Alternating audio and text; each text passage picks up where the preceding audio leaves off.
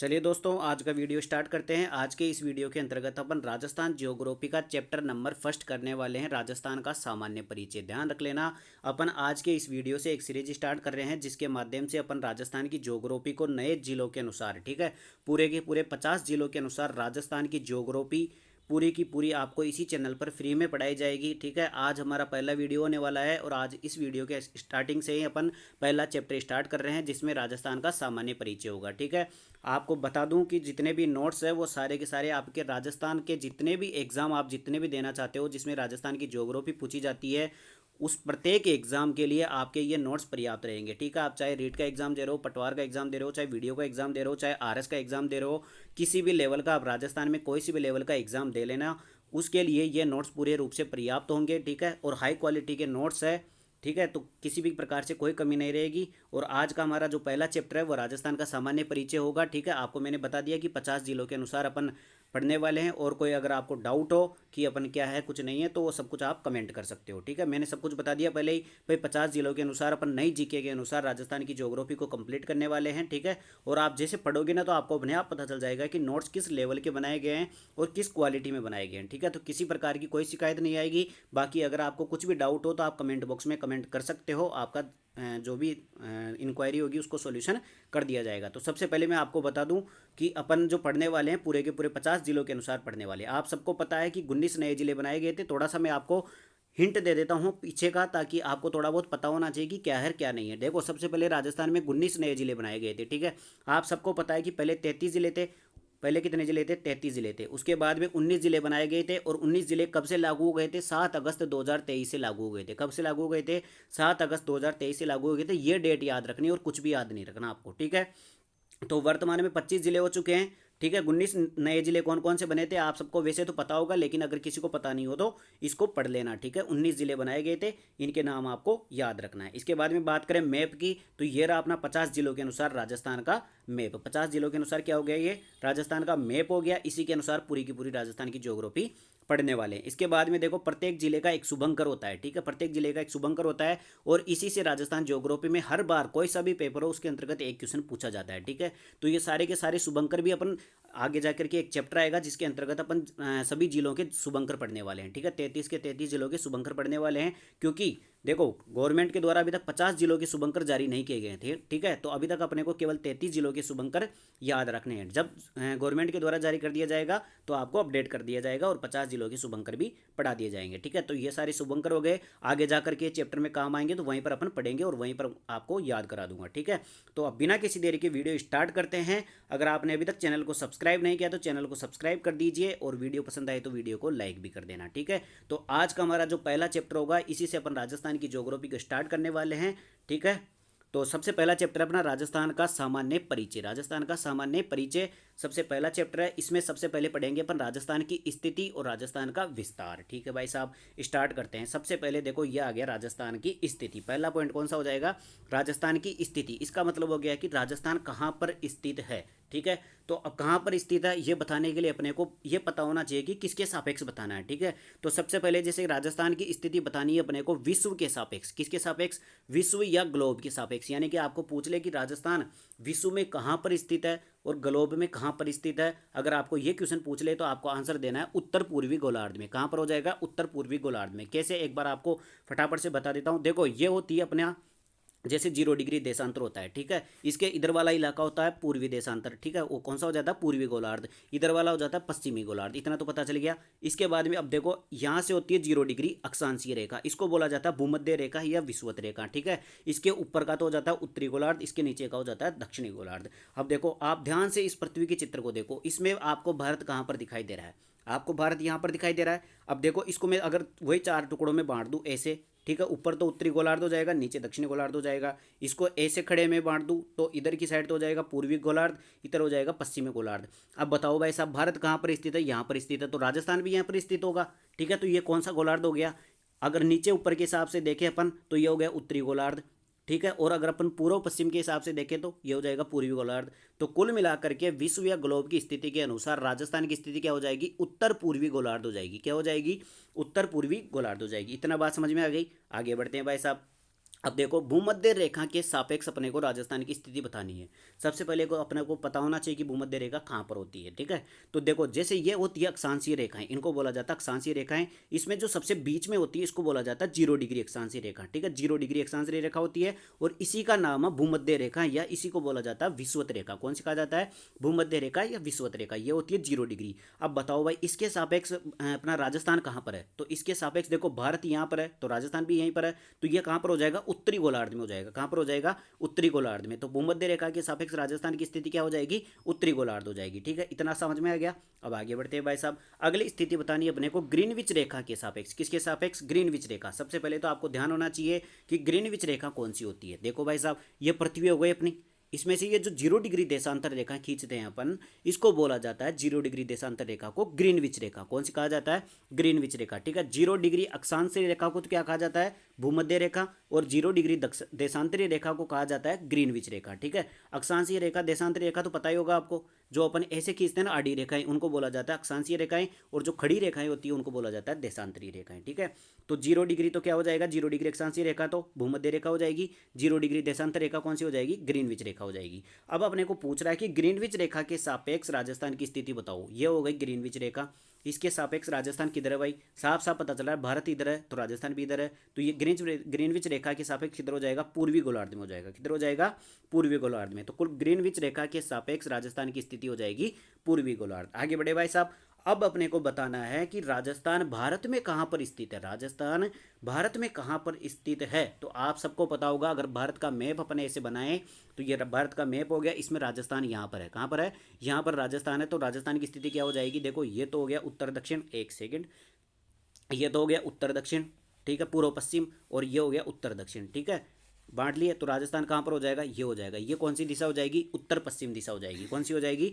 उत्तर पश्चिम दिशा हो जाएगी, ठीक है। तो भारत में राजस्थान की स्थिति कौन सी हो जाएगी? उत्तर पश्चिम में हो जाएगी। कहाँ पर हो जाएगी? उत्तर पश्चिम में। आगे बढ़े भाई साहब, अगला देखो भाई साहब, अगला क्वेश्चन पूछ रहा है अपने को एशिया के सापेक्ष राजस्थान की स्थिति बताओ। भाई साहब एशिया के सापेक्ष राजस्थान की स्थिति बताओ फटाफट से। अब देखो सबसे पहले तो अपने को ये पता होना चाहिए कि एशिया कहाँ पर है, भारत कहाँ पर है, कौन क्या है। तो आप सबको पता है कि एशिया तो एक महाद्वीप है और भारत उसमें एक देश है, और राजस्थान क्या हो जाएगा? उसमें एक राज्य हो जाएगा। अब जैसे मैं मोटा मोटा आपको बता देता हूँ, जैसे मान लो कि ये अपना एशिया है, ठीक है, उसमें भारत की स्थिति यहाँ पर है, ठीक है। भारत ऐसे दक्षिणी एशिया में स्थित है, ठीक है। तो आपको याद रख लेना सीधा सीधा, अगर यहाँ पे देखो मैप के माध्यम से 3D में समझाना पड़ेगा इसको, तो इसको याद कर लेना कि एशिया में राजस्थान की स्थिति कौन सी हो जाएगी? दक्षिण पश्चिम हो जाएगी। कहाँ पर हो जाएगी? दक्षिण पश्चिम में हो जाएगी, ठीक है। आगे बढ़े भाई साहब, अब अगली देखो, देखो अक्षांशों को कौन सी होती है, यानी कि अक्षांशीय रेखाएं कौन सी होती है? तो इनको बोला जाता है अक्षांशीय रेखाएं, ठीक है। तो अक्षांशों के अनुसार राजस्थान कहाँ पर हो जाएगा? उत्तर में हो जाएगा। अक्षांशों के अनुसार कहाँ पर हो जाएगा?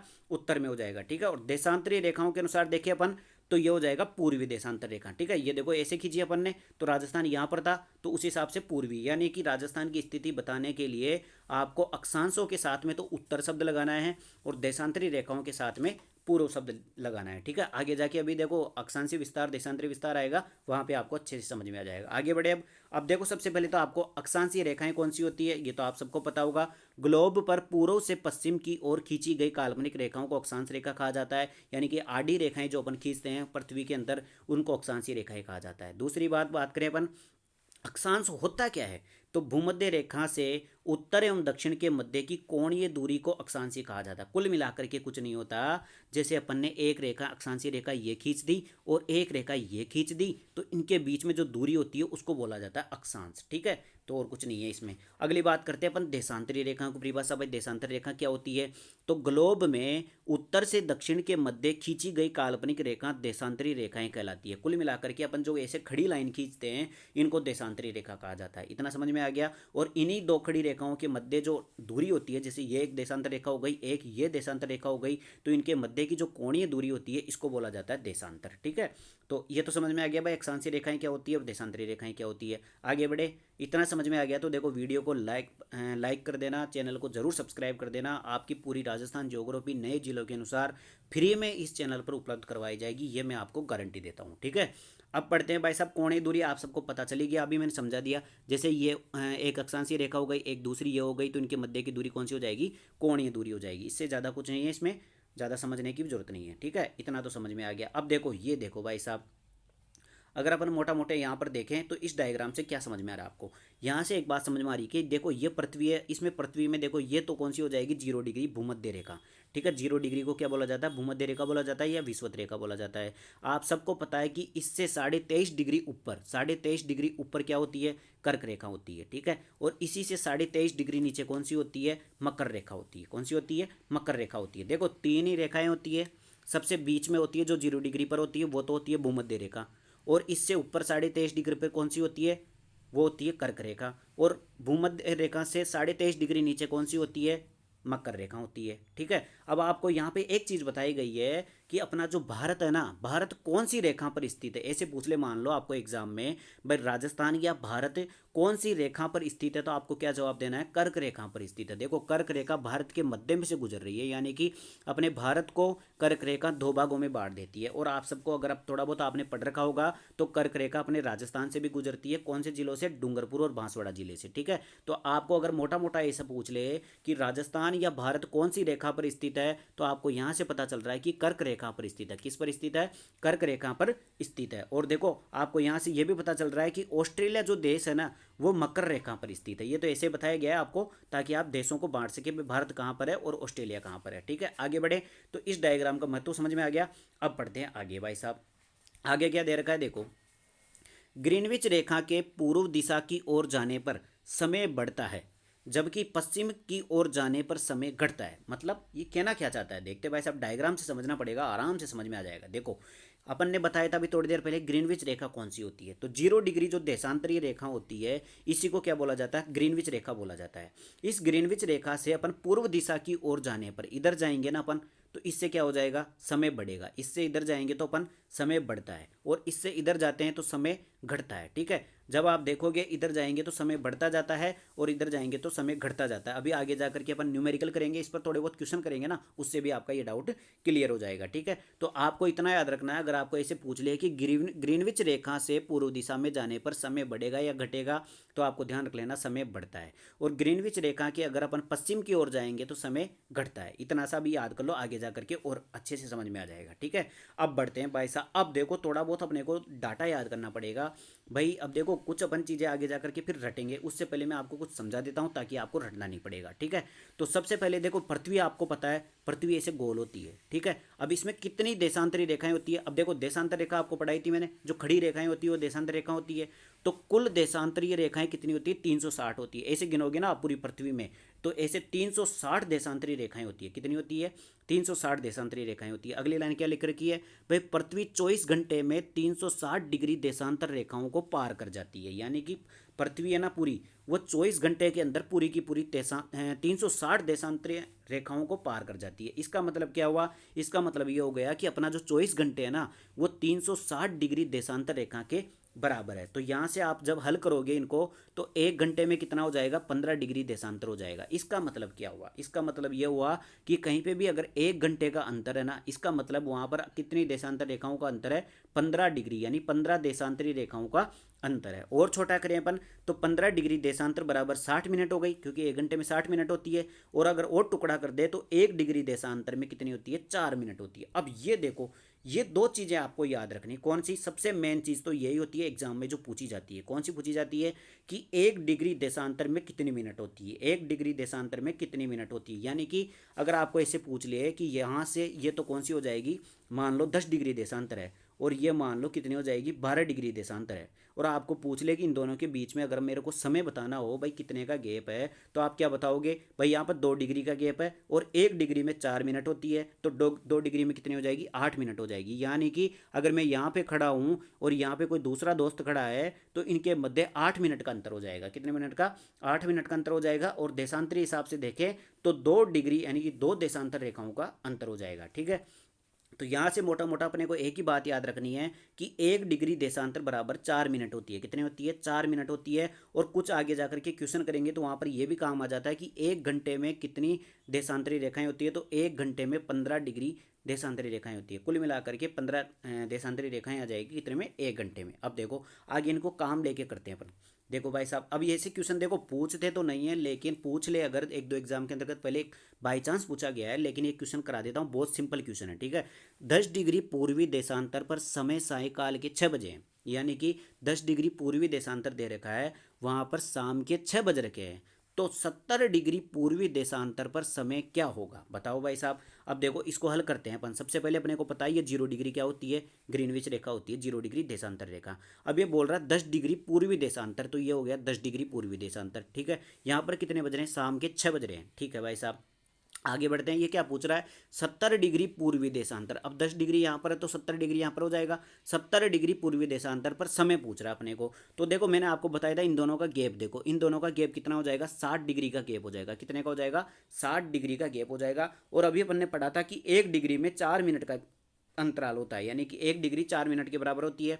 तो 60 डिग्री कितने मिनट के बराबर हो जाएगी, गुणा 4 कर दो तो कितनी हो जाएगी, 240 मिनट हो जाएगी। यानी कि अगर अपन घंटों में देखें तो 4 घंटे का गैप हो जाएगा। कितने घंटे का गैप हो जाएगा, 4 घंटे का गैप हो जाएगा। और अपन ने जस्ट पढ़ा था कि अगर आप 0 डिग्री यानी ग्रीनविच रेखा के इधर जाते हो तो समय बढ़ता है, यानी कि अगर यहाँ पर 6 बज रहे हैं और 4 घंटे का गैप है, तो यहाँ पर कितने बज जाएंगे, 10 बज जाएंगे। कितने बज जाएंगे, 10 बज जाएंगे। देखो इससे क्वेश्चन पूछा जाता है कई बार, ऐसे पूछ लेता है कई बार। तो जैसे धौलपुर में इतने बज रहे हैं, तो बताओ भाई साहब जैसलमेर में कितने बजेंगे, जैसलमेर में इतने बज रहे हैं तो धौलपुर में कितने बजेंगे, ठीक है। ऐसे क्वेश्चन पूछ सकता है और पूछा हुआ भी है एग्जाम के अंतर्गत, ठीक है। तो ऐसे क्वेश्चन को एक बार अपन देख लेते हैं। देखो दूसरा क्वेश्चन क्या बोल रहा है, 70 डिग्री पूर्वी देशांतर पर। तो सबसे पहले मैप में दिखाओ, ये तो हो गई 0 डिग्री देशांतरी रेखा, ठीक है, 0 डिग्री देशांतरी रेखा। 70 डिग्री पूर्वी देशांतर, पूर्वी देशांतर का मतलब इधर की तरफ, तो 70 डिग्री पूर्वी देशांतर पर समय 12 AM है, यानी कि यहाँ पर 12 बज रखे हैं, ठीक है भाई साहब।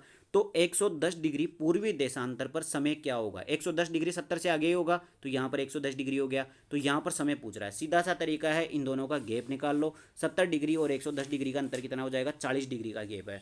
और अपन सब जानते हैं कि 1 डिग्री में कितना मिनट होता है, 4 मिनट होता है। तो 40 डिग्री में कितना हो जाएगा, 160 मिनट हो जाएगा। कितना हो जाएगा, 160 मिनट हो जाएगा। अगर अपन घंटे में बदले तो ये हो जाएगा 2 घंटे 40 मिनट। इसका मतलब 2 घंटे और 40 मिनट का इन दोनों के बीच में अंतर हो गया। अब अपन सभी जानते हैं कि ग्रीनविच रेखा के पूर्व दिशा में जाने पर समय बढ़ता है, यानी कि यहाँ पर अगर 12 बज रहे हैं तो यहाँ पर 2 घंटे और 40 मिनट जोड़ दो, यानी कि यहाँ पर कितना हो जाएगा, 2 बज के 40 मिनट हो जाएगी। कितनी हो जाएगी, 2 बज के 40 मिनट हो जाएगी। आगे बढ़े भाई साहब, अगला देखते हैं क्वेश्चन नंबर 3। देखो अभी तक अगर आपने चैनल को सब्सक्राइब नहीं किया तो चैनल को जरूर सब्सक्राइब कर देना। इतनी बढ़िया तरीके से ज्योग्राफी कोई नहीं पढ़ाएगा, और वो भी लेटेस्ट तरीके से, ठीक है। तो अगला क्वेश्चन देखते हैं, क्वेश्चन नंबर 3। देखो 80 डिग्री पूर्वी देशांतर पर समय 7 AM है, तो 30 डिग्री पूर्वी देशांतर पर समय क्या होगा। अभी देखो जैसे अपन ने ऊपर के दो क्वेश्चन किया ना, वैसे ही सेम टू सेम है। सबसे बोल रहा है ये 80 डिग्री पूर्वी देशांतर पर समय 7 बजे है, तो ये जैसे 80 डिग्री मान लिया मैंने, यहाँ पर कितने बज रहे हैं, 7 बज रहे हैं। अब ये पूछ रहा है कि 30 डिग्री पूर्वी देशांतर। अब देखो 80 डिग्री यहाँ पर है, तो 30 डिग्री तो इधर ही होगा, तो 30 डिग्री इधर बना दिया। अब पूछ रहा है कि यहाँ पर कितने बजेंगे।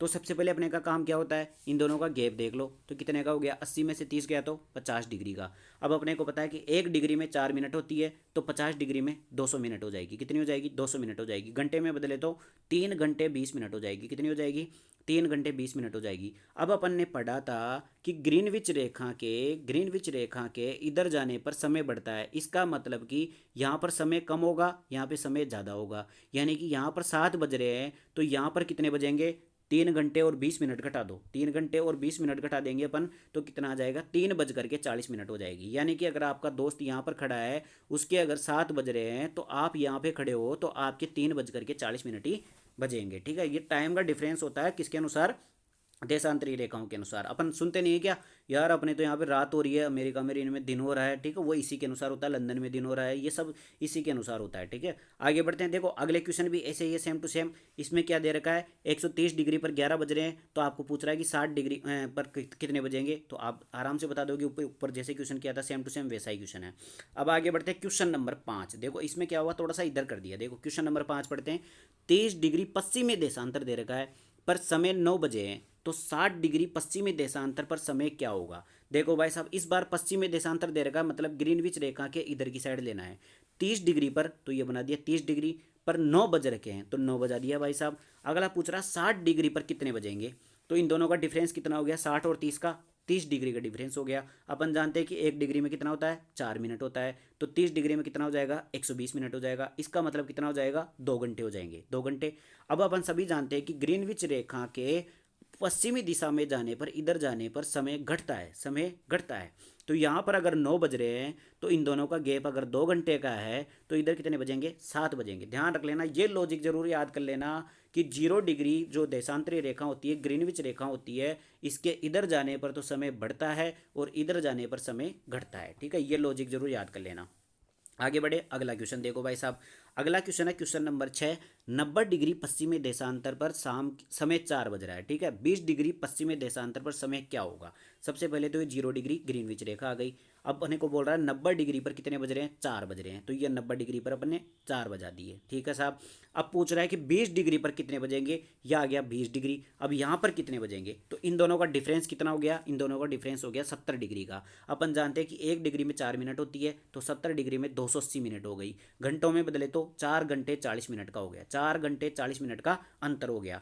अब यहाँ पे 4 बज रहे हैं तो यहाँ पर कितने बजेंगे, अब जोड़े या घटाएं, तो अपन सबको पता है कि इधर जाने पर समय घटता है, इधर जाने पर समय घटता है, इधर जाने पर समय घटता है। इसका मतलब यहाँ पे ज़्यादा होगा, यहाँ पे कम है, तो इसमें जोड़ दो, कितना हो जाएगा, 4 बजे में 4 घंटे और 40 मिनट जोड़ दोगे तो कितना हो जाएगा, 8 बज के 40 मिनट हो जाएगी। कितनी हो जाएगी, 8 बज के 40 मिनट हो जाएगी। ठीक है, तो आपको विशेष इन न्यूमेरिकल के माध्यम से यही समझाना चाहता हूँ कि जब आप ग्रीनविच रेखा के इधर जाते हो, 0 डिग्री देशांतर रेखा के इधर जाते हो तो समय बढ़ता है, इधर जाते हैं तो समय घटता है।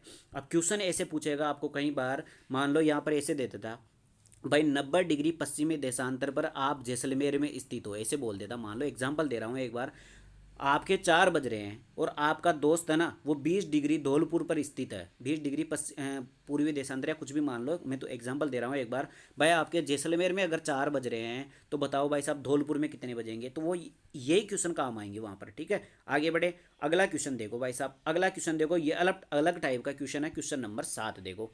70 डिग्री पूर्वी देशांतर, देखो इन शब्दों का ख्याल रखना। ठीक है, पूर्वी देशांतर पर समय 10 PM है, तो कितने डिग्री पूर्वी देशांतर पर समय 1 होगा। इस बार क्या पूछ लिया, अपने को ऐसे बोल दिया कि 10 बज रहे हैं, यहाँ पर 10 बज रहे हैं PM के। ठीक है भाई साहब, और अपने को पूछ रहा है कि 1 AM पर कितना डिग्री होगा।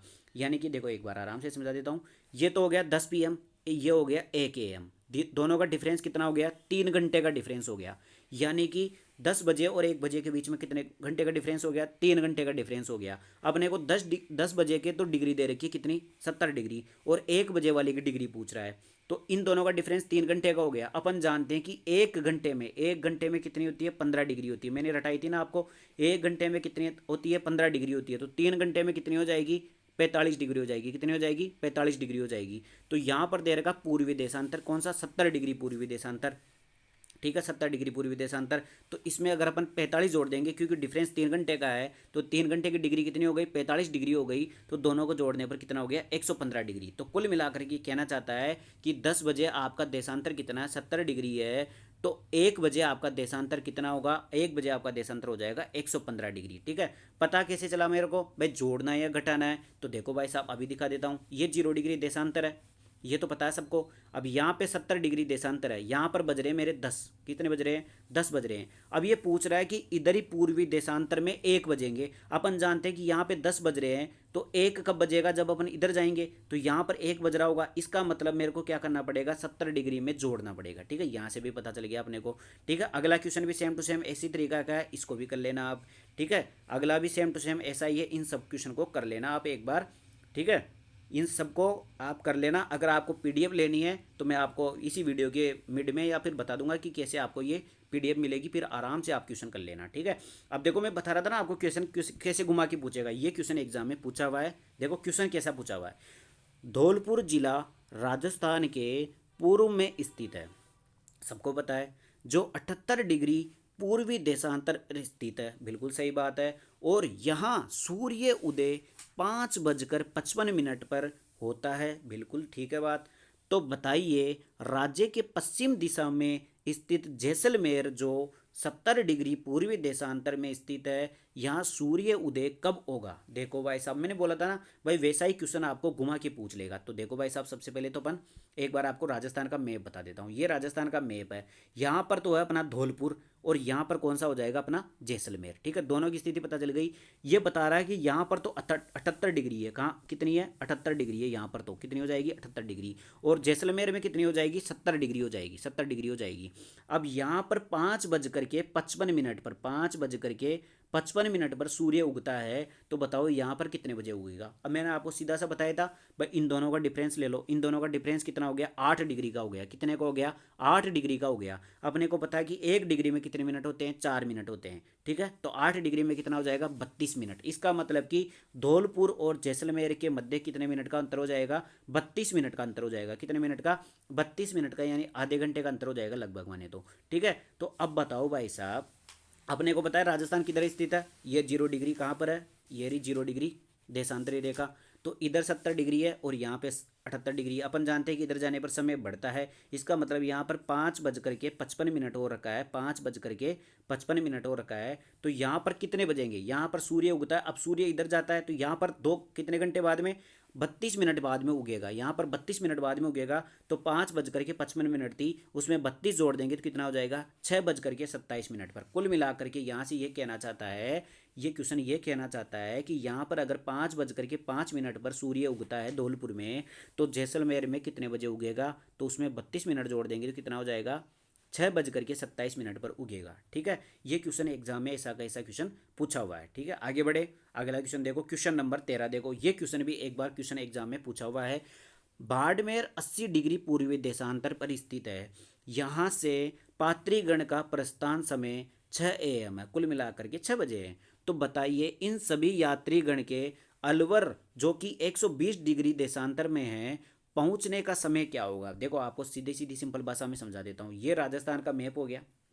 ठीक है भाई साहब, अपने को सॉरी कौन सा दे रखा? बाड़मेर। बाड़मेर आपको पता है यहाँ पर है। ठीक है भाई साहब, इसके बाद में आपको अलवर जाना है। जैसे यहाँ पर अलवर हो गया। ठीक है भाई साहब, यहाँ पर तो कितना डिग्री दे रखा है? 80 डिग्री दे रखा है। यहाँ पर कितना दे रखा है? 80 डिग्री दे रखा है। और अलवर में क्या दे रखा है? अलवर में दे रखा है अपने को 120 डिग्री। ठीक है, तो सबसे पहले अब देखो डिफरेंस अपने को इतना समझाने की जरूरत नहीं है। 80 और 120 के बीच में अंतर कितना हो गया? 40 डिग्री का अंतर हो गया। और 1 डिग्री में 4 मिनट होती है, तो 40 डिग्री में 160 मिनट हो गई, यानी कि 2 घंटे और 40 मिनट। यानी कि अगर यहाँ पर कुछ भी समय होगा तो यहाँ पर समय कितने का अंतर हो जाएगा? 2 घंटे और 40 मिनट का अंतर हो जाएगा। कितने का अंतर हो जाएगा? 2 घंटे और 40 मिनट का अंतर हो जाएगा। अब आपको ये बोल रहा है कि कुछ यात्रीगण यहाँ से रवाना हुए, जैसे कि मान लो आप और आपके दोस्त यहाँ से रवाना होते हैं। ठीक है, और यहाँ से वो यहाँ पहुँचते हैं। ठीक है, यहाँ से यहाँ तक पहुँचते हैं। तो इन दोनों के बीच में डिफरेंस तो कितना आ गया? अपने को पता है 2 घंटे 40 मिनट का। तो आपको ये पूछ रहा है कि यहाँ पर अगर 6 बज रहे हैं, यहाँ पर अगर 6 बज रहे हैं तो यहाँ पर पहुँचने में कितना समय लगेगा? तो उनको समय लगेगा, इसमें 2 घंटे और 40 मिनट जोड़ दो तो कितना हो जाएगा? 8:40 पर पहुँचेंगे। यहाँ से अगर 6 बजे स्टार्ट करेंगे तो यहाँ पर 8:40 पर पहुँचेंगे। ठीक है, तो ये सारा खेल किसका होता है? देशांतरों का खेल होता है। बढ़िया ढंग से आपको समझा दिया अच्छी तरीके से। ठीक है, अगर आपको बढ़िया से समझ में आया तो अच्छा सा प्यारा सा कमेंट कर देना कि अच्छे से समझ में आया। और ऐसे अगर किसी ने पढ़ाया हो तो ये भी कमेंट कर देना कि हमारे इस टीचर ने ऐसा पढ़ाया था। ठीक है, तो अगर कुछ भी डाउट हो तो आप कमेंट कर सकते हो, पूछ सकते हो, अगर आपको कुछ भी समझ में नहीं आया हो। आगे बढ़े, अब अगला डाटा देखते हैं भाई साहब। इतना तो अपने को समझ में आ गया। अब पढ़ते हैं भाई साहब क्या बोल रहा है। देखो, भूमध्य रेखा से ध्रुवों की ओर जाने पर अक्षांशीय रेखाओं की लंबाई कम हो जाती है, लेकिन इनके बीच की दूरी पर सामान्यतः कोई प्रभाव नहीं पड़ता। देखो ये लाइन क्या कहना चाहती है? ये लाइन कुछ कहना चाहती है। देखो आपको बता देता हूँ क्या कहना चाहती है। जैसे कि ये हो गई अपनी पृथ्वी। आपको मैंने बताया था भूमध्य रेखा कहाँ पर है? ये रही भाई साहब भूमध्य रेखा। और अपने ध्रुव कहाँ पर है? ध्रुव आप जानते हो ध्रुव कहाँ पर होता है? ये तो होता है उत्तरी ध्रुव और ये होता है दक्षिणी ध्रुव।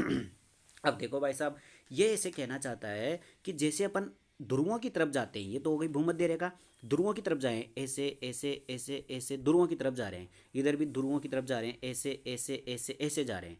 तो ये कहना चाहता है कि जब अपन भूमध्य रेखा से ध्रुवों की तरफ जाते हैं तो क्या होता है कि ये जो अक्षांशीय रेखाओं की लंबाई कम होती है। देखो यहाँ पर तो इतनी लंबी हो गई अक्षांशीय रेखा, फिर यहाँ पे इससे छोटी हो जाएगी, इससे छोटी हो जाएगी, इससे भी छोटी हो जाएगी, इससे भी छोटी हो जाएगी। ठीक है, तो अक्षांशीय रेखाओं की लंबाई तो कम होती है। ठीक है, लंबाई तो कम हो रही है, सीधा सीधा पता चल रहा है, डायग्राम से भी पता चल रहा है आपको। लेकिन ये कहना चाहता है कि इनके बीच में जो दूरी है ना, इस पर कोई प्रभाव नहीं पड़ता, सामान्यतः इस पर कोई प्रभाव नहीं पड़ता, यानी कि पड़ता भी है ना तो 0.00% पड़ता है। ठीक है, तो कुल मिलाकर के यहाँ से एक लॉजिक निकलेगा, आगे जाकर के काम आएगा। ठीक है ना, तो यहाँ से एक लॉजिक निकल रहा है कि भूमध्य रेखा से जब अपन ध्रुवों की तरफ जाते हैं तो भूमध्य जो अक्षांशीय रेखाएं होती है इनकी लंबाई तो कम होती है, लेकिन इनके बीच की दूरी पर कोई प्रभाव नहीं पड़ता, यानी कि इनके बीच में दूरी समान होती है। ठीक है, अब ये तो समझ में आ गया। अगली लाइन पढ़ते हैं, अगला देखो क्या कहना चाहता है। देशांतरीय रेखाओं की लंबाई पर कोई प्रभाव नहीं पड़ता है, लेकिन इनके बीच की दूरी ध्रुवों पर शून्य हो जाती है। देखो भाई साहब, अब ये क्या कहना चाहता है भाई, इसको भी समझते हैं अपन। वहीं पे डायग्राम बना देता हूँ। जैसे ये पृथ्वी हो गई अपनी, ठीक है भाई साहब, इस बार देशांतरी रेखाओं में देखना है। जैसे कि ये हो गया अपना कौन सा 0 डिग्री देशांतरी रेखा, इसको बोला जाता है ग्रीनविच रेखा। अब ये ऐसे कह रहा है कि जैसे अपन ये ध्रुव हो गए, ये कौन से हो गए, ध्रुव हो गए, कौन से हो गए, ध्रुव हो गए। अब ये बोल रहा है कि देशांतरी रेखाओं की लंबाई पर कोई प्रभाव नहीं पड़ता, यानी कि ये कहना चाहता है कि जब अपन ऐसे डायग्राम बनाते हैं ना देशांतरी रेखाएं, तो इनकी लंबाई पर तो कोई प्रभाव नहीं पड़ता है, लेकिन इनके बीच में जो दूरी होती है ना, इस पर प्रभाव पड़ता है। कुल मिलाकर के आपको इतना याद रखना है कि जो अक्षांशीय रेखाएं होती है, ऐसी आडी रेखाएं जो होती है, इनके बीच में तो दूरी हमेशा बराबर रहती है, हमेशा बराबर रहती है। और जो खड़ी रेखाएं होती है जिनको देशांतरी रेखाएं बोला जाता है, इनके बीच में कभी भी दूरी बराबर नहीं होती है। बस दो ही बात याद रखनी है आपको। ठीक है, तो इससे निष्कर्ष क्या निकलेगा, देखो, देशांतरी रेखाओं की लंबाई पर कोई प्रभाव नहीं पड़ता है, लेकिन इनके बीच की दूरी ध्रुवों पर शून्य हो जाती है। दो अक्षांश रेखाओं के बीच का क्षेत्र कटिबंध है, जबकि दो देशांतरी रेखाओं के मध्य का क्षेत्र गोरे कहलाता है। देखो, ये कुछ नहीं है, आपको एग्जाम में पूछ ले अगर जैसे कटिबंध क्या है या गोरे क्या है, तो इनको समझने के लिए मैं आपको बता देता हूँ। दो अक्षांशीय रेखाओं के बीच का जो क्षेत्र होता है ना, उसको कटिबंध बोला जाता है। आगे जाकर के आप पढ़ोगे राजस्थान की जलवायु कैसी है, तो आप बोलोगे उपोष्ण कटिबंधीय क्षेत्र है। तो आपको कटिबंध का मतलब तो समझ में आना चाहिए। कटिबंध का मतलब ये होता है कि जैसे ये आडी रेखा हो गई, इसको क्या बोलते हैं, अक्षांशीय रेखा। ये भी कौन सी हो गई, अक्षांशीय रेखा। अगर इसके बीच का जो कुछ भी क्षेत्र है ना, ये सारा का सारा जितना भी क्षेत्र है दो अक्षांशीय रेखाओं के बीच का, इनको कटिबंध क्षेत्र कहा जाता है। कौन सा क्षेत्र कहा जाता है, कटिबंध क्षेत्र। ठीक है, तो आगे जाकर के मैं कटिबंध शब्द का यूज करूंगा, तो उसका मतलब समझ जाना कि दो अक्षांशीय रेखाओं के बीच का जो क्षेत्र होता है उसको कटिबंध कहा जाता है। क्या कहा जाता है, कटिबंध कहा जाता है। इसी प्रकार दो जो देशांतरीय रेखाएं होती है, जो खड़ी रेखाएं होती है, इनके बीच का जो ये क्षेत्र होता है इसको गोरे कहा जाता है। ठीक है, गोरे कहा जाता है। ये तो अपने काम नहीं आता है, लेकिन अपने कटिबंध जरूर काम आता है। ठीक है, तो इतना तो बेसिक आपको समझ में आ गया। आगे बढ़े, आगे बढ़ते भाई साहब। अब देखो सबसे इंपॉर्टेंट, जहां से कोई सा भी एग्जाम हो उसमें अगर राजस्थान के सामान्य परिचय से क्वेश्चन बनाता है तो यहाँ से 100% एक क्वेश्चन बनाएगा, यहाँ से 100% एक क्वेश्चन बनाएगा। इस चैप्टर से सबसे इंपॉर्टेंट यहाँ से डाटा है। ठीक है, यहीं से डाटा स्टार्ट होता है। तो अपन पढ़ते हैं। उससे पहले अगर आपने चैनल को सब्सक्राइब नहीं किया तो चैनल को सब्सक्राइब जरूर कर देना, वीडियो पसंद आ रहा हो तो वीडियो को लाइक भी कर देना। ठीक है, अब पढ़ते हैं भाई साहब। ये हो गया अपना राजस्थान का मैप, दिखाई दे रहा है सबको, ये हो गया राजस्थान का मैप। अब इसमें देखो, अगर अपन देखो राजस्थान को ध्यान से देखें तो ये इसका आखिरी छोर आ गया। ठीक है भाई साहब, ये इसका आखिरी छोर आ गया। ठीक है भाई साहब, और ये इसका क्या आ गया, नीचे का छोर आ गया, ये इसका ऊपर का छोर आ गया। कुल मिलाकर के राजस्थान ऐसे फैला हुआ है, यहाँ से यहाँ तक फैला हुआ है, यहाँ से यहाँ तक फैला हुआ है। ठीक है, इतना समझ में आ गया। अब देखो भाई साहब, अपने को इसको क्या बोलेंगे, इसको बोलेंगे अपन, देखो ये तो पूर्व हो गया और ये हो गया पश्चिम, तो ये हो जाएगा पूर्व पश्चिम विस्तार। कौन सा हो जाएगा, पूर्व पश्चिम विस्तार। और ये कौन सा हो गया, ये हो गया अपना उत्तर, और ये कौन सा हो गया, दक्षिण। तो ये कौन सा हो जाएगा, उत्तर दक्षिण विस्तार। कौन सा हो जाएगा, उत्तर दक्षिण विस्तार। कुल मिलाकर के देखो, पूर्व पश्चिम विस्तार तो आपको समझ में आ गया, ये वाला होता है। उत्तर दक्षिण विस्तार कौन सा होता है, ये वाला होता है। तो अब देखते हैं अपन भाई इसमें डिफरेंस कितना है, यानी कि आपको ये पूछेगा, क्या पूछेगा, देखो कि जो राजस्थान है इसका पूर्व पश्चिम विस्तार कितना है, राजस्थान का पूर्व पश्चिम विस्तार कितना है। तो आपको याद रख लेना डाटा, 869 किलोमीटर, 869 किलोमीटर क्या हो जाएगा, पूर्व पश्चिम विस्तार हो जाएगा। ठीक है, ये बहुत बार एग्जाम में पूछा हुआ है। ठीक है, इसके बाद में आगे बढ़े, अगला पूछता है वो उत्तर दक्षिण विस्तार। तो ये तो हो गया उत्तर, ये हो गया दक्षिण। तो बताओ भाई साहब ये उत्तर दक्षिण विस्तार कितना है, तो ये हो जाएगा 826 किलोमीटर, 826 किलोमीटर, यानी कि 826 किलोमीटर।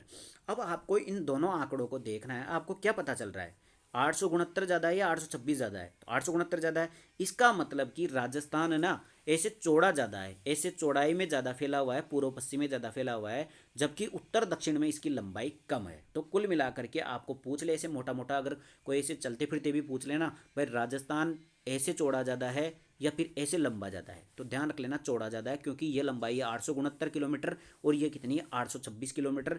दोनों ही किलोमीटर आपको याद रखने हैं, एग्जाम में कई बार पूछे गए हैं। ठीक है, अब आगे समझा देता हूँ। देखो, अब आपको पूछ ले भाई राजस्थान का सबसे पूर्वी पूर्वी पूर्वी पूर्वी स्थान कौन सा है, राजस्थान का सबसे पूर्वी स्थान कौन सा, राजस्थान में सबसे पूर्व में कौन सा है। तो यहाँ पर हो जाएगा कौन सा गांव, सिलान गांव है। कौन सा गांव हो जाएगा, सिलान गांव। ठीक है, ये सिलान गांव या राजखेड़ा गांव, दोनों ही गांव पास पास में, इस कारण से दोनों गांव याद रख लेना। ठीक है, सिलान गांव या राजखेड़ा गांव।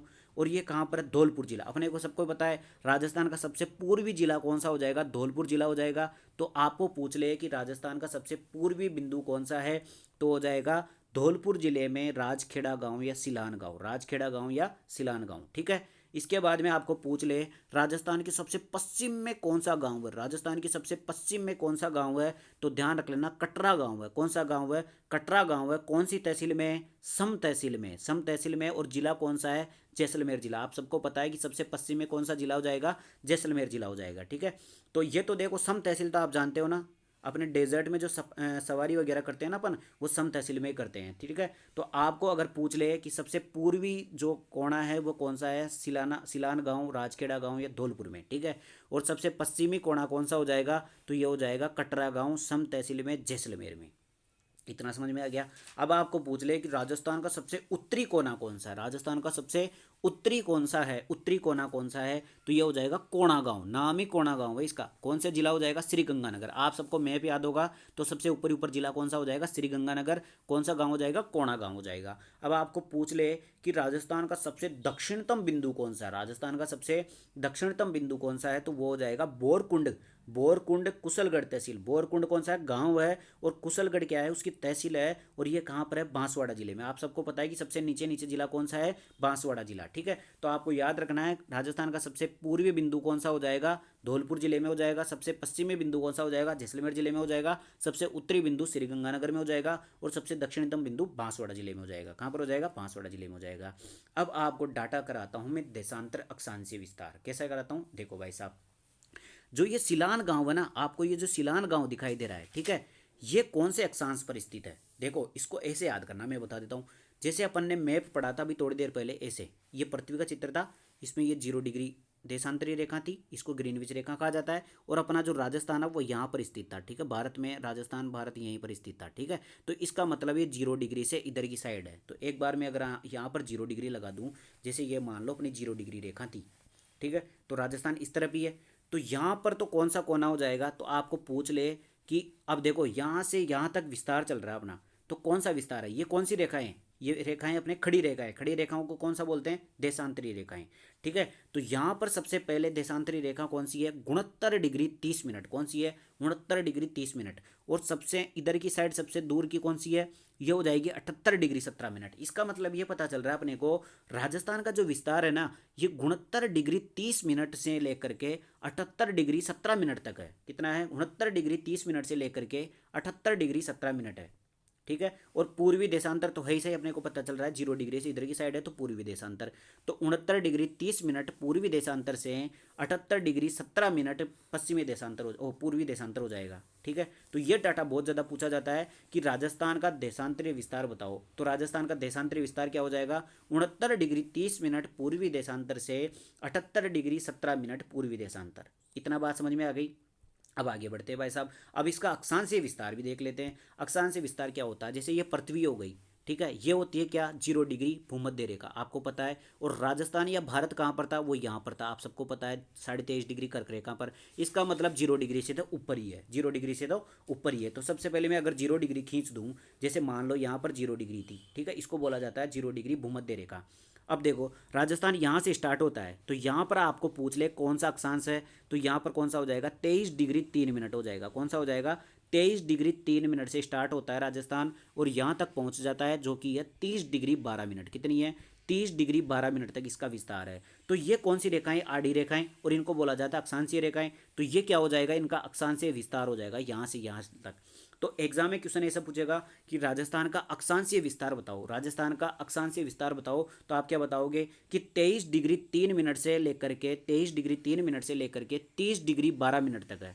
ठीक है, और आप सबको पता है कि यहाँ पर 0 डिग्री है, तो ऊपर कौन सा हो जाएगा? उत्तर, और नीचे हो जाएगा दक्षिण। तो ये तो हो जाएगा उत्तरी अक्षांश, और ये भी कौन सा हो जाएगा? उत्तरी अक्षांश। तो राजस्थान का अक्षांशीय विस्तार कैसा है? तो 23 डिग्री 30 मिनट उत्तरी अक्षांश से लेकर के 30 डिग्री 12 मिनट उत्तरी अक्षांश तक है। ठीक है, ये बहुत भयंकर डाटा था, और ये आपको ढंग से याद करना है, एग्जाम में इनसे ही क्वेश्चन पूछता है। ठीक है, तो राजस्थान का अगर मैं पूछूं देशांतरी विस्तार बताओ, तो कौन सा हो जाएगा? 69 डिग्री 30 मिनट, 69 डिग्री 30 मिनट से लेकर के 78 डिग्री 17 मिनट हो जाएगा, 78 डिग्री 17 मिनट हो जाएगा। ठीक है, और आपको अक्षांशीय विस्तार पूछ लूँ तो 23 डिग्री 3 मिनट से लेकर के कितना हो जाएगा? 30 डिग्री 12 मिनट तक हो जाएगा। कितना हो जाएगा? 30 डिग्री 12 मिनट तक हो जाएगा। डिग्री को ऐसे लिखते हैं और मिनट में ऐसे लिखते हैं। ठीक है, इतना समझ में आ गया। अब आगे बढ़ते हैं भाई साहब। राजस्थान का अक्षांशीय विस्तार, अभी अपन ने जस्ट देखा था भाई राजस्थान का अक्षांशीय विस्तार कैसा है। तो देखो भाई साहब, राजस्थान का अक्षांशीय विस्तार अपने को पता है 23 डिग्री 3 मिनट से स्टार्ट होता है उत्तरी अक्षांश, और 30 डिग्री 12 मिनट उत्तरी अक्षांश तक है। अपन ने देखा था ना, राजस्थान यहाँ पर 23 डिग्री 3 मिनट था, और यहाँ पर कौन सा था?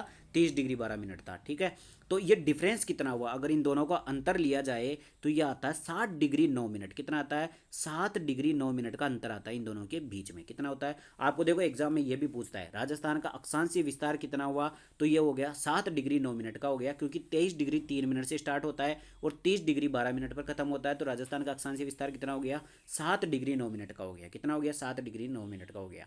अब बात करते हैं भाई कौन सी रेखाएं क्या दिखाती है। देखो भाई साहब, ये सबसे इंपॉर्टेंट बात है अगर आपको आगे की ज्योग्राफी समझनी है तो। सबसे पहले देखो, अक्षांशीय रेखाएं हमें क्या दिखाती है? अक्षांशीय रेखाएं हमारी जलवायु को निर्धारण करती है। किसको निर्धारण करती है? जलवायु को निर्धारण करती है। कौन सी रेखाएं? अक्षांशीय रेखाएं कौन सी थी? आडी रेखाएं। ठीक है, इसके बाद में देशांतरीय रेखाएं क्या बताती है? हमें समय का निर्धारण करती है। ये जो देशांतरीय रेखाएं होती है, इनके माध्यम से केवल समय डिसाइड किया जाता है। तो ये बहुत ज़्यादा फैक्ट है, ये आगे जाकर के बहुत काम आएगा कि अपने को पूछेगा कि जलवायु निर्धारण कौन करती है, तो अक्षांशीय रेखाएं करती है। हमारी जो जलवायु निर्धारण होती है ना, जैसे गर्मी सर्दी, वो सब कौन डिसाइड करती है? अक्षांशीय रेखाएं डिसाइड करती है। और हमारा जो समय का निर्धारण होता है वो होता है देशांतरीय रेखाओं से। आपको बता दूं, पशु परिचय एग्जाम के अंतर्गत भी ऐसा इस पॉइंट से क्वेश्चन पूछा गया था। अभी जस्ट उसमें पूछा गया था कि राजस्थान की जलवायु को कौन प्रभावित नहीं करता है। राजस्थान की जलवायु को राजस्थान की जलवायु को कौन प्रभावित नहीं करता है? तो राजस्थान की जलवायु को कौन प्रभावित नहीं करता है? देशांतरीय रेखाएं प्रभावित नहीं करती है। अक्षांशीय रेखाएं तो करती है, देशांतरीय रेखाएं नहीं करती है, क्योंकि ये तो समय का निर्धारण करती है। ठीक है, ये बहुत अच्छा क्वेश्चन था और पशु परिचय एग्जाम में भी पूछा गया था 1 दिसंबर सेकंड शिफ्ट के अंतर्गत। ठीक है, आगे बढ़ते भाई साहब। अगला क्वेश्चन देखो, ये रहा। उत्तर पश्चिम से दक्षिण पूर्व विकर्ण की लंबाई कितनी है? बताओ भाई साहब, उत्तर पश्चिम से दक्षिण पूर्व विकर्ण की लंबाई। देखो ये तो मैं आपको बता देता हूँ। आपको देखो ये डाटा तो मैंने बता दिया, कौन सा वाला? एक सेकेंड भाई साहब, आपको मैंने ये विस्तार तो बता दिया भाई। पूर्व पश्चिम विस्तार कितना है? 869 किलोमीटर। उत्तर दक्षिण विस्तार कितना है? 826 किलोमीटर। अब आपको कोई ऐसे पूछ ले कि ये विकर्ण खींच दूँ ऐसे, ये कौन सी दिशा हो जाएगी? ये तो हो जाएगी उत्तर पूर्व। उत्तर पूर्व हो जाएगी। उत्तर पूर्व से दक्षिण पश्चिम दिशा हो जाएगी। आपको पूछ ले इसकी लंबाई बताओ भाई साहब। राजस्थान के उत्तर पूर्व से दक्षिण पश्चिम में अगर विकर्ण खींचा जाए तो इसकी लंबाई कितनी है? तो इसकी लंबाई हो जाएगी 784 किलोमीटर। कितनी हो जाएगी? 784 किलोमीटर। और आपको मैं ऐसे पूछ लूँ कि आप बताओ मेरे को ये कौन सी दिशा हो जाएगी? यहाँ पर ये हो जाएगी उत्तर पश्चिम, और यहाँ से खींच दूँ मैं एक विकर्ण, और ये कौन सा हो जाएगा? दक्षिण पूर्व। तो आपके उत्तर पश्चिम से लेकर के दक्षिण पूर्व तक कितनी लंबाई हो जाएगी? तो ये हो जाएगी 850 किलोमीटर। कितनी हो जाती है ये वाली लंबाई? 850 किलोमीटर। इसका मतलब ये वाली लंबाई ज़्यादा है इसकी तुलना में। ठीक है, इसकी तुलना में 850 किलोमीटर ज़्यादा है 784 किलोमीटर की तुलना में। ठीक है, इतना समझ में आ गया। आगे बढ़ते हैं भाई साहब। तो वहाँ पर यही डाटा लिख रखा था, ये रहा देखो।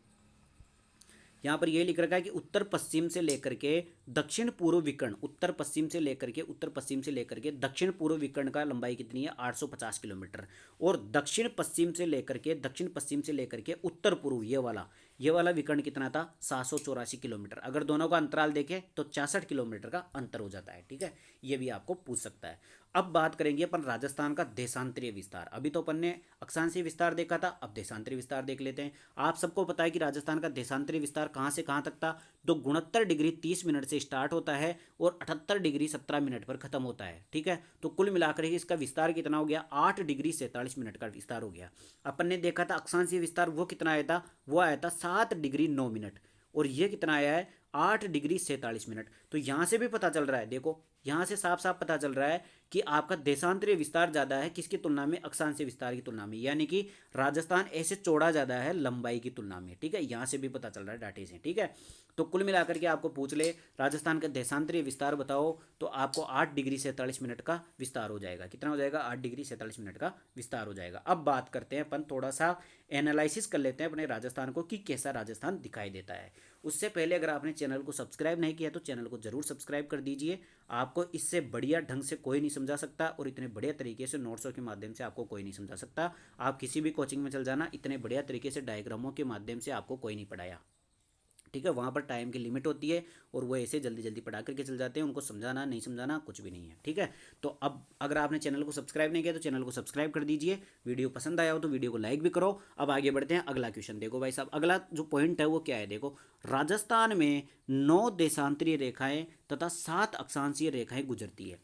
ये कैसे है भाई साहब, अपन ने देखा था ना यहाँ पे क्या था, 69 डिग्री 30 मिनट, क्या था 69 डिग्री 30 मिनट। इसका मतलब अगर अपन जो आधी डिग्री होती है ना उसको मत गिनो, यहाँ से कौन सा स्टार्ट हो जाता है 70 डिग्री, ठीक है। और इधर कहाँ तक था 78 डिग्री 17 मिनट तक था, तो ये कौन सी हो जाएगी 78 डिग्री हो जाएगी, ठीक है।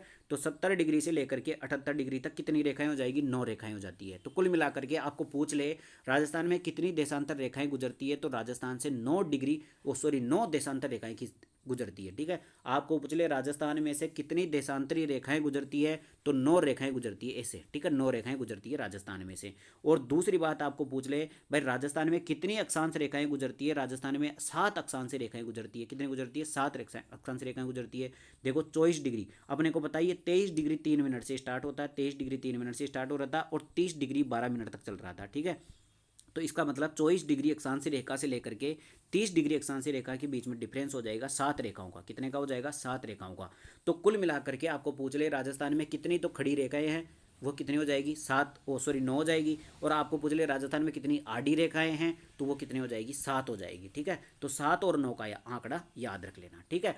अब देखो इसके माध्यम से, अब जैसे ये पूरा राजस्थान था, ये क्या था पूरा राजस्थान मान लो, ऐसे करके ऐसे मान लो, सॉरी ये तो ज़्यादा ही हो गया, ऐसे मान लो, ऐसे करके ये राजस्थान हो गया। अब आपको पूछ ले कि राजस्थान का सबसे मिड पॉइंट कौन सा है, सबसे मध्य में पॉइंट कौन सा है, तो राजस्थान का सबसे मध्य में पॉइंट हो जाएगा ये वाला हो जाएगा, ठीक है। अब ये कौन सा है, कहाँ पर है, कौन से जिले में है, कौन सा गांव है, तो आपको ध्यान रख लेना राजस्थान का जो मध्य गांव है, राजस्थान का जो मध्य गांव है वो है लापोलाई गांव। कौन सा गांव है, लापोलाई। राजस्थान में आपको लापोलाई, तो राजस्थान का मध्य का गांव कौन सा है, लापोलाई। और ये कहाँ पर है, यह है मेड़ता तहसील में, कौन से जिले में, नागौर जिले के अंतर्गत। कौन से जिले में, नागौर जिले के अंतर्गत। तो राजस्थान का सबसे मध्य गांव कौन सा हो जाएगा, लापोलाई गांव। कौन सी तहसील में, मेड़ता तहसील में। कौन से जिले में, नागौर जिले में, ठीक है। ये भी क्वेश्चन एग्जाम में पूछा हुआ है। आगे बढ़े, अब पढ़ेंगे अपन राजस्थान का विस्तार। यहां से अपन पढ़ेंगे, देखो राजस्थान का विस्तार। अभी तक तो अपन ने क्या पढ़ा था, राजस्थान की स्थिति पढ़ी थी, राजस्थान की स्थिति पढ़ी थी, ठीक है। जिसके अंतर्गत अपन ने अक्षांशीय स्थिति, देशांतरी स्थिति पता कर ली थी कि राजस्थान का अक्षांशीय विस्तार कितना है, देशांतरी विस्तार कितना है, ठीक है। तो अब अपन बताओ भाई, इसी वीडियो को कंटिन्यू रखें या फिर अगली क्लास के अंतर्गत बताओ, आप ही बताओगे, वैसा ही करूंगा मैं तो, ठीक है। देखो 47 मिनट या लगभग 48 मिनट की क्लास हो चुकी है, जिसमें अपने इतने ढंग से, इतनी अच्छे तरीके से समझा है कि आप भूल नहीं सकते। जिसने फर्स्ट टाइम पढ़ रहा हो, चाहे पहले पढ़ चुका हो, इतना बढ़िया कोई नहीं पढ़ाया होगा, ठीक है। तो राजस्थान की स्थिति तो कंप्लीट हो चुकी है। अब राजस्थान का विस्तार पढ़ेंगे। राजस्थान के विस्तार में अपन इसकी सीमाओं की बात करेंगे, स्थलीय सीमा, अंतर्राष्ट्रीय सीमा कितनी है, अंतर्राज्यीय सीमा कितनी है, कितना क्या है, वो सारा डाटा पढ़ेंगे, ठीक है। तो मैं चाहता हूं कि अगली क्लास के अंतर्गत अपन ये करें कंप्लीट। आपको देखो ढूंढने की जरूरत नहीं पड़ेगी, मैं एक प्लेलिस्ट बना दूंगा जिसमें अपन लिख देंगे कि राजस्थान की कंप्लीट ज्योग्राफी, राजस्थान की कंप्लीट ज्योग्राफी, उसमें चल जाना। उसमें मैं आपको पार्ट 1 पार्ट 2 सब कुछ बता दूंगा कि ये पार्ट 1 है, ये पार्ट 2 है, ये चैप्टर का नाम सब कुछ पता चल जाएगा। उससे आपको ढूंढने की जरूरत नहीं पड़ेगी, ठीक है। तो इस क्लास को इतना ही रखते हैं। अगर आपको चैनल, देखो वीडियो पसंद आया हो ना, वीडियो को जरूर लाइक कर देना, एक प्यारा सा कमेंट करना कि इतने अच्छे तरीके से आपको कोई समझाया हो। अगर आपको कुछ भी डाउट हो तो आप वो भी कमेंट कर सकते हो, और चैनल को जरूर सब्सक्राइब कर देना। पूरी की पूरी राजस्थान ज्योग्राफी आपको इसी चैनल पर मैं कंप्लीट कराऊंगा, सारे के सारे चैप्टर। ठीक है, आज तो पहला वीडियो था, इस कारण से मैं इसको 1 घंटे के लगभग में रख रहा हूँ। आगे के वीडियो बड़े हो जाएंगे जिससे कि आपकी पूरी की पूरी राजस्थान ज्योग्राफी कंप्लीट हो जाए। ठीक है, और अगर आपको ये पीडीएफ चाहिए तो इस पीडीएफ की व्यवस्था भी मैं अगली वीडियो के अंतर्गत कर दूंगा कि आपको इसकी पीडीएफ कहाँ पर मिलेगी। और वैसे आपको अपने, अगर हमारे टेलीग्राम चैनल को ज्वाइन नहीं किया है तो उसको ज्वाइन कर लेना। कमेंट बॉक्स में भी उसका लिंक दे दूंगा और इसके डिस्क्रिप्शन में भी दे दूंगा। बाकी आप चैनल की बायो में जा करके भी वहाँ से टेलीग्राम को ज्वाइन कर सकते हो। वहाँ पर भी आपको जितनी भी राजस्थान की एग्ज़ाम होती है उनसे रिलेटेड कुछ भी अपडेट आता है, उससे सब कुछ आपको राजस्थान जॉब रिलेटेड नोटिफिकेशन मिल जाते हैं। ठीक है, तो उसको ज्वाइन कर लेना। चैनल को सब्सक्राइब नहीं किया तो चैनल को सब्सक्राइब जरूर कर देना। वीडियो पसंद आए तो वीडियो को लाइक भी कर देना, और कमेंट करके जाना कि आपको वीडियो कैसा लगा। अगर कुछ डाउट हो तो वो भी कमेंट कर सकते हो। बाकी मिलते हैं अगले वीडियो के अंतर्गत। इस वीडियो में इतना ही, धन्यवाद।